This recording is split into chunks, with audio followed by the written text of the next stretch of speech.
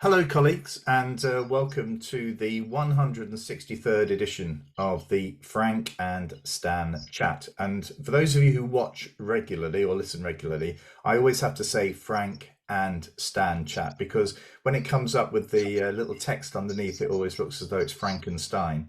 But anyway, it's the Frank and Stan chat. And those watching on video, you'll see that we've got three guests with us this week. A little bit unusual, but fascinating week. Lots of things to chat about, and I'm sure it's going to be a really interesting discussion. Let's just go to Stan first before we introduce our guest. Are you okay this week, Stan? Got over your Yeah. It's 50-50 whether we put the heating on or not. I'm told it's going to be warm this weekend, so don't judge me. We might have the heating on. I do remember going to Manchester Grammar School to see the, I'm not sure, he's not called the head teacher, but it's whatever the High Master. High Master, and it was the 1st of October, and the log fire was burning. And apparently at Manchester Grammar School, the log fire is on from the 1st of October. And I noticed that, and what I will always remember is the football pitches, because it was a Wednesday, being sort of the leaf blower blowing the leaves off the football pitches so that the match could take place in about an hour's time. How the world is somewhat different, to the schools that I used to lead. But anyway, let's go and introduce our guests. So Shelley, we'll go to you first. Can you good morning, and can you introduce yourself? Yeah, good morning. My name's Shelley Baker. I'm head teacher of Baldwin School, which is in Brighton on the south coast. Born and bred in Brighton, and I'm just dreaming of being able to switch the heating on if we have enough money. Will? Hi everyone, I'm Will Baldwin. I'm the principal of BASVIC, which is the most complicated acronym in education. It's Brighton, Hove and Sussex Sixth Form College. And I've purposely not packed away the sun lounger, having seen the forecast for this weekend. Yeah, it's amazing, isn't it?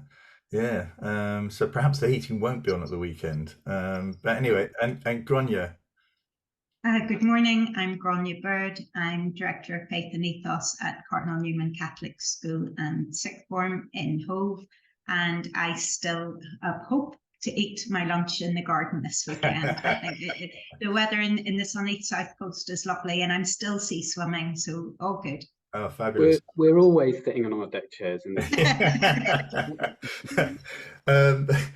one thing though, something connects you. Shelley, can you just, in a way, you are connected through a sort of joint sort of commitment or philosophy, aren't you? Could you just explain that to colleagues? Yeah, so we're connected through an organisation called Citizens UK, which really just gives the power to the people, and it's about collective working, thinking about current local issues that are affecting young people or our communities, and then working together to really champion those causes and also hold politicians, councillors to account. Right now, I mean, we are now just after the Conservative Party conference. There's been a major speech from the Prime Minister. So this sort of leads in now, doesn't it, Shelley, to what's caught your eye this week? Yeah, and I this is very much linked to the work that I'm involved in Citizens UK, and that is around mental health and attendance. So one of the big things, I mean, we could pick from many things that have been discussed this week, but one of the things I noticed was around the structures and systems that government want to put in place for attendance. But what that really does show is the lack of knowledge of what the root cause of attendance issues are for young people in schools. And I live and breathe this on a daily basis as head, as I know other colleagues across the country are. And actually it's about the support that's not there for students to help them with their mental health, those students that are struggling to attend school because of the cuts to SEND and the lack of support. And so that's something we're really championing as a group, to get mental health support in all schools and colleges. So that has really caught my eye, and the fact that the leadership of that needs to look very different and look at the cause of those issues rather than just look at the process. And so that is quite frustrating. Yeah. Is that an issue for you as well, Will? I don't think it's as acute as colleges as it is schools, but we have certainly seen attendance lower than pre-pandemic levels and stubbornly staying that way. And I think that the mental health crisis applies as much to colleges as it does to schools. and trying to keep our students healthy and happy to be successful students is absolutely a key priority. Grainne? Yes, I would agree completely. And I think post-pandemic, there has been a bit of a sea change, I think, in parental attitudes towards attendance. I mean, they have been used to keeping their children at home to keep them safe. And we have to sort of support the parents overcome their mental health and their anxiety issues around what it's like out there, and help them appreciate that the best place for their young people right now is in school. Yeah. We had a doctor as a psychologist working very early on, I think it was, Frank, wasn't it, with Mike Rotherham, and he was finding in the pandemic that his daughter was actually doing better at home than she was at school, and she was developing independence that you hadn't seen before in her because she was working from home. And he was one that wasn't questioning going back to school, but saying there's more to this than meets the eye. It's not just about attending school or being at home. There's something missing that we spotted in the way my daughter has reacted to being on lockdown. I think it's joining the dots together as well, though, because we're dealing with or hearing about how things are being dealt with separately, but actually they come together as a bigger issue. So the cost of living crisis is really affecting our families. So some students are not attending because they can't afford to get the bus to school. So we're having to then look at ways of reducing that barrier. You've got the mental health support, where there's lack of support for those students that could do with a few counselling sessions. And so we're looking at things in silos rather than looking at them collectively, and then coming towards a way of working forward. And that, I think, is the frustration for me. Yeah, I think I'm hearing, because I do, this isn't a Blackpool related thing, but hearing across the north, the frustration that leaders have when Ofsted inspects and doesn't really understands or doesn't want to acknowledge some of those issues, which are a real struggle for individuals, and the challenges that individual teachers are having in terms of that engagement. So I think that this is a difficult time, and it needs everybody to appreciate, I think, a bit more what's going on. Will, what about you? What's caught your eye? I think I'm going to enjoy this one now. Yeah, it's more about what hasn't caught your eye this week, and then filter it into kind of the. That's the new one, though, Will. We can have that. What's not caught your eye this week? Everything's caught my eye, but I look at things through a college lens, and I find it fascinating that the Secretary of State for Education, Gillian Keegan, didn't mention colleges once in her keynote speech at conference. Yet Rishi Sunak yesterday mentioned colleges multiple times in his speech and in his post-speech interviews. And this is, of course, about his new proposal for an advanced British standard. Sounds a bit more like a beef kind of quality mark than an education outcome, which, as a headline, I think is very captivating. More subjects, a broader curriculum for 16-year-olds, more hours, more hours. And importantly, I think everyone leaves with the same qualification. So whether you're a plumber with level 3 qualification or an aspiring doctor, you have the same qualification. I think that's really important for inclusivity and making everyone feel valued. So part of me thinks, what's not to like about this? But then I remember, we had Deering in 1996 suggesting something similar. We had Tomlinson under the Blair government suggesting something similar, and none of this has actually materialised. And we know this is a long-term plan. It's at least 10 years away from coming into fruition. And some of us, I think, in education would like the teacher recruitment and retention crisis, quality of some of our estates to be addressed before yet more curriculum reforms. But I think the broader aims of these curriculum reforms are actually to be praised. And, I think that we should be looking at some cross-party support for this. Be interested to see what others think. Yeah. It's a bit like having the big wedding cake without any of the ingredients to go in it, isn't it? And I think that's where there's no trust or willingness for a lot of these new reforms, because we need teachers. So I don't know where you're going to find all the maths teachers from, Will, but good luck.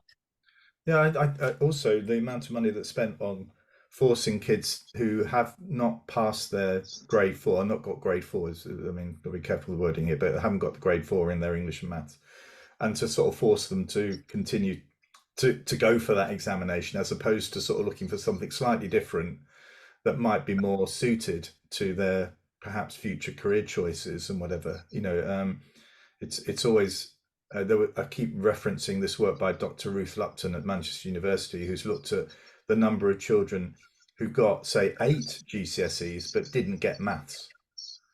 And actually there's quite a high, there's a lot of children in that category, but then the choices appear to be reduced when they go to into post 16 because of that, and the opportunities are not there, even though these are clearly quite able students, but have got this one subject that's a problem for them. So I mean, how does that work out for you, Will? That links back, I think, to some of the mental health challenges that we face.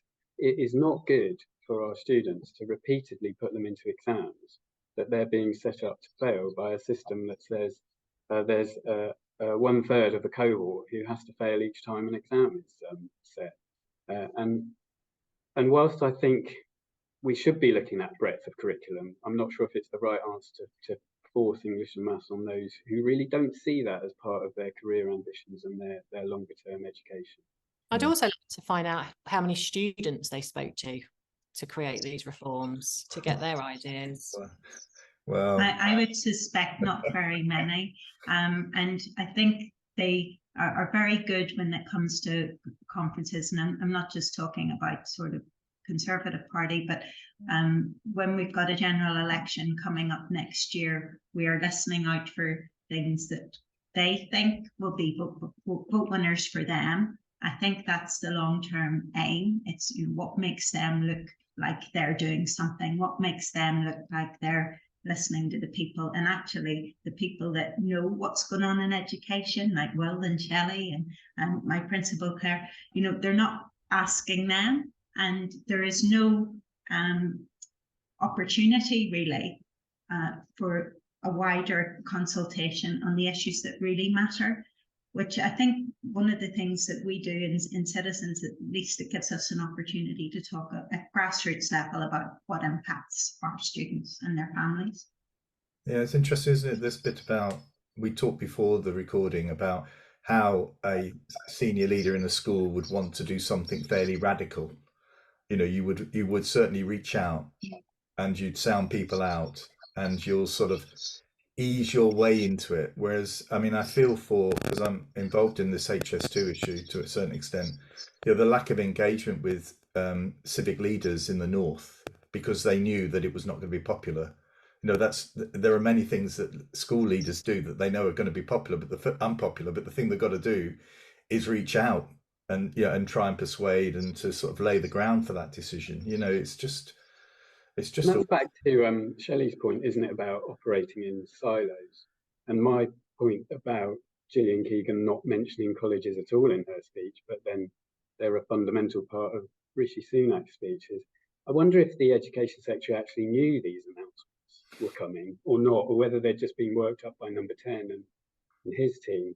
Maybe that's why she was crying at the end. Yeah, she was very emotional, wasn't she? Yeah, and Shelley posed a question earlier around what does that say about leadership, that leadership in a vacuum without listening, and listening is such a fundamental part of responding to your community, as we teach our students as part of community organising through Citizens UK, is you've got to listen to people to find out how it's going for them before you can come up with any manifest proposals for how to improve. What was interesting with the attendance thing that Shelley was talking about, they said, we think all attendance should be done electronically. And you're thinking, oh, holy help, did you not ask anyone in school? Because that's how we take attendance. They have this vision of us all standing there with our little paper registers. Oh, with those big registers. I loved those registers. They ticked. You know what? It's all based on that. The thing is also, I mean, it's somebody mentioned before about this, you know, how important it is to be truthful. You know, I think we mentioned this before I started recording, and the whole thing falls apart for me because we have in Manchester quite an elaborate tram system which runs from the city centre out to the airport. Now, some of the money that is meant to be saved from HS2 is apparently going to be spent on a tram system running from the city centre out to the airport, and it already exists. 2014 it was you know, so you know, and there's I think another example in the south where a similar sort of project's already has already been delivered, and it goes back, I think, Will, to the point you were making about, well, you know, is this really been thrown together right at the last minute? You know, and actually Gillian Keegan probably may well have just been sidelined on it because, you know, this is Rishi's keeping Rishi in post, you know, that's more important than the education secretary, you know, knowing what's going on. There's history of that, isn't there? None of our membership bodies knew about these proposals, and usually they're involved in these things being worked up quite radically. And when Rishi Sunak was announcing that some of the cancelled funds for HS2 would be used for improving this road and that road and this road, he'd already announced that those roads would be improved, but then put them on ice 6 months ago to try and save money. And then it's a re-announcement of a previously frozen announcement, which is now using funds from HS2, which presumably had already been allocated to those projects. So this labyrinth of you know, post-truth politics, I think, as educationists, makes it really difficult for us to talk to students about telling the truth and being honest and being open, when all around them they see the political leaders simply not doing that, and brazenly not doing it, and simply not caring about it. Yeah, it's a lack of integrity has become acceptable, and an open lack of integrity has become acceptable at a certain level. I do think there is hope, because I think young people do see through that totally. And the leaders that we've got within Citizenship UK that have really made some big local changes to our community have had to do it the right way, and have had to seek the voices of thousands of people in the community, have had to think about how they would present, not false promises, research to back up. So I think this is the thing that keeps me going daily, is that hope that actually we're helping younger people how to be true leaders. We're modelling it. I had a student that came over from Basvic yesterday. He had been in the sixth form, and he'd gone over for a meeting with leaders at Basvic, and Barndine were there as well. And he came back and he said, oh, I think we all should have the same things on our ID badges, because this will really help the bus companies. And they're working together, and they're seeing us as leaders model that for them. And I think I totally agree, Shelley, that's where the hope is, and that's where the future lies. I'm surprised that student got anywhere near Basvic yesterday, because we had Prince Edward with us, and it might have been Tuesday. Armed police and close protection bodyguards. So yeah, strangers on site, clearly. Well, he went through the visitor system, and yes, he was official, not using your library. Although I did see on social media, Will, you were compared to him, a very much likeness to Prince. Yeah, you're not the only person who said that.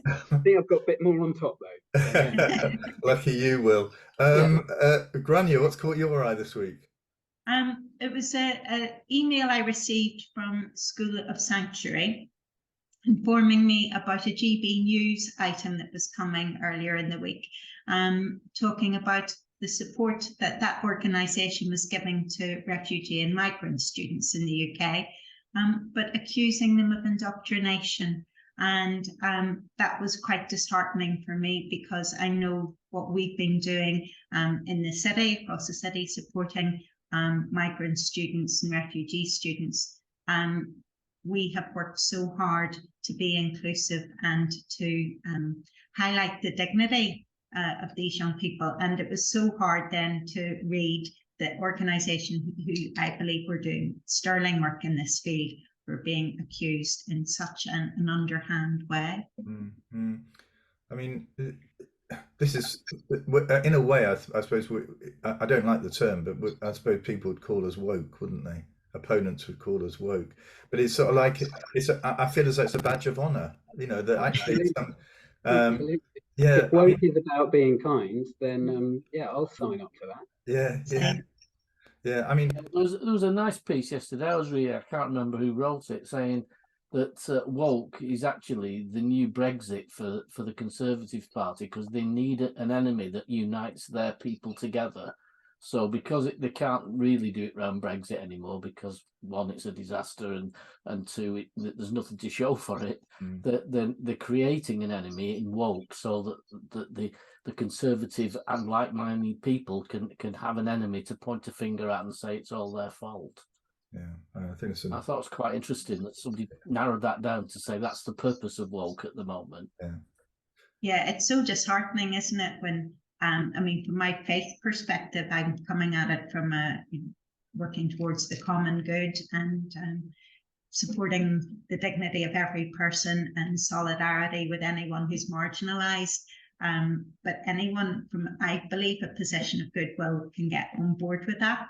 And it's very hard then when you see leadership that's challenging, you know, the common good. I really find that quite hard.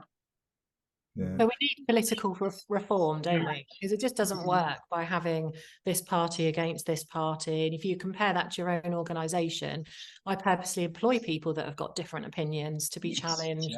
But you use those in a way that's constructive and a way that's going to move your organisation along and network with other people. But that whole system is just unlike most successful businesses, companies, schools, colleges. Yeah, I agree. I mean, can I sort of bring another topic to you? Last night I led a session with computer leads, teachers who are leading computing in their secondary school and primary schools. We went to a place called Anchors Home Academy. It's a primary school on the outskirts of Blackpool, and it's like at the cutting edge, really, of computing. You know, so if you're sort of a newly appointed coordinator in a primary school, you know, it's a bit scary going to this place. But a sixth form college, Blackpool sixth form, they had a couple of teachers there, and they were looking at the year 4 work that was going on around spreadsheets. And it wasn't sort of Microsoft stuff or sheets. It was you know, it was really sort of getting to the heart of what a spreadsheet was. It wasn't just an application. And they said that's a big problem they have with students coming into them, not just in computing, but more generally, about their lack of awareness of things like spreadsheets and going back to the old ICT stuff, you know. And when we've got an event tomorrow where we've got business leaders from Blackpool coming in talking about where are the skill gaps, and I know they're going to talk about that. So how suitable is the curriculum that secondary schools are providing and sixth form colleges? How suitable is that for the world of work, I suppose, is the question for me. Oh, I was just thinking, well done for having lots of computing teachers in one room. That's Well, an there's achievement. about 20 of them. There are nearly 40 schools in Blackpool, so we have about half of them. But yeah. Because I know our teachers treated like gold dust in our school, because we just know there's so many other schools locally that are struggling to recruit computing teachers. I mean, I do think there is flexibility with the curriculum. I mean, my daughter was shouting at the TV yesterday because they were saying teenagers can't cook, when in fact she can cook much better than I can. So I think there's some quite sweeping statements around how prepared young people are for the workplace. And I think there is, there's lots of work happening in Brighton with the careers industry supporting our schools. So I feel really fortunate that we are really on top of being able to see what students need for the future, but the gaps are in the recruiting of the teachers to help that happen. That's how I see it, but I don't know about Will and Grainne. Yeah, Will? I would agree with that. I think recruitment of staff and because computing and ICT is such a fast moving field, it's having someone who's also prepared to grow and develop alongside it. Maybe different to if you're a maths teacher, for example, you know, you're always going to have to be that on that front foot, trying to catch up and the technology. My own son is a software developer and he works from his bedroom, and his experience of work compared to what he was told would look like, you know, he'd go to an office or something like that, and he's working in his bedroom with a team that are all over the world, and he's met up with them twice in Tallinn in Estonia.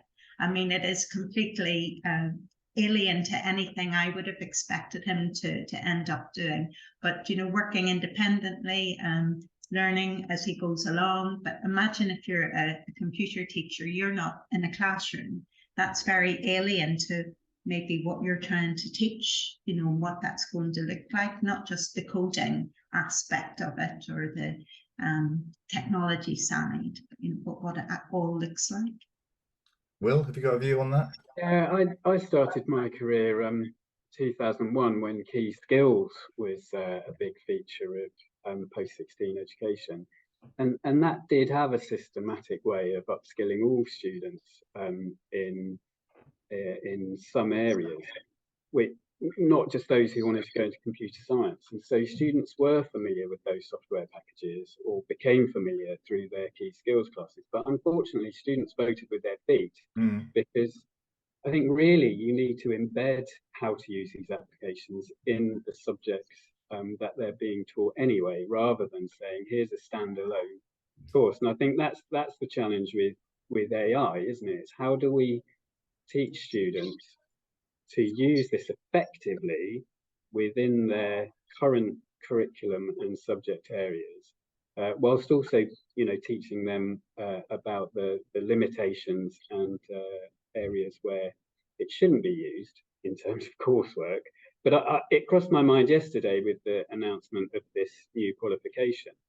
What will exams look like in 10 years' time? And how can you begin to design a qualification where actually we probably have to move away from students in the sports hall writing with pens on the same paper script? And therefore, I think, you know, that's a really difficult starting point. What will exams look like in 10 years? Let's build a qualification, because we don't really know what they'll look like in 10 years' time. So I think, you know, there are manifest problems here. Yeah. Just before we finish, I mean, we've got this sort of citizenship, really, isn't it, that's binding you together. I mean, do you want to use this platform to sort of try and encourage others to join the movement? Shelley, do you want to say something about that? Yeah, so I think this is just empowering in all sense for people within our school, for myself in my leadership skills, for my students, to have a real purpose for leadership. And I think all too many times, and I've been a victim of this, is that students want to be leaders and want to make change, but don't really know where to go with it. Well, this is a fantastic programme and an organisation to be involved in where students can really champion the things they want to change and then see them through to the end, which often doesn't happen. So I would urge any organisation to be part of it. It doesn't have to be schools or colleges or universities. It can be faith groups, community groups, and it's just been a real development opportunity for everyone in my community. And what we'll do, we'll put a link to this at the end of the video, so if people want to follow it up, they can do. Right, Stan, I think we've come to the end of the chat. Anything you want to add before we say goodbye? No, it was just it was another week where there wasn't much happening. There wasn't really that much to talk about, and it's what do you say? It was edition 160 something, 63, and so far there hasn't been a week in those 163 episodes where the government or the DFE or somebody has not given us a gift of what we can talk about. Goodness knows what's going to happen in the future, because and we spoke briefly about leadership and hopefully we take things back to what it's like in school. but there were some shocking examples of leadership and getting yourself all tied up by not being honest in the first place. You know, if we talk about that decision on the trains into Manchester, if the decision had been made on the Tuesday or last weekend or a month ago, instead of saying the decision's not been made and being challenged and challenged and challenged, why not just say we've made the decision and we're going to announce it when it's time, and we'll announce it at the conference? And you've not told any lies then, you've not tied yourselves in knots, and now we've got people arguing that the decision was only made when the cabinet approved it, even though a video was made 4 days beforehand. It's just, why would you get yourself in that kind of knot if you're a leader? And the other thing, which of course I pointed out early on, was why use I all the way through a speech when you're trying to pull people together as a team? I'm always suspicious of people at interview that use I all the time. Yeah. It's much easier and much more inclusive to say this is what we did, or this is what the team did and I helped them, not this is what I did and this is what and it was I all the way through. Yeah. So that's my rant over with. Well, colleagues, thank you so much for joining us. It's been a fascinating chat, and you've brought perspectives that we've not had before, so that's really valuable. And if anybody's watching this because of you three joining us this morning, these chats are every week and we post them up on a Friday, and we'd love other people to listen to the future guests, and hopefully we can persuade the 3Bs to come back and join us in 2024, and I'll send you some dates for that in the next few weeks. So anyway, thank you everybody, thank you for joining us, and a great sunny weekend. Yes. Yeah.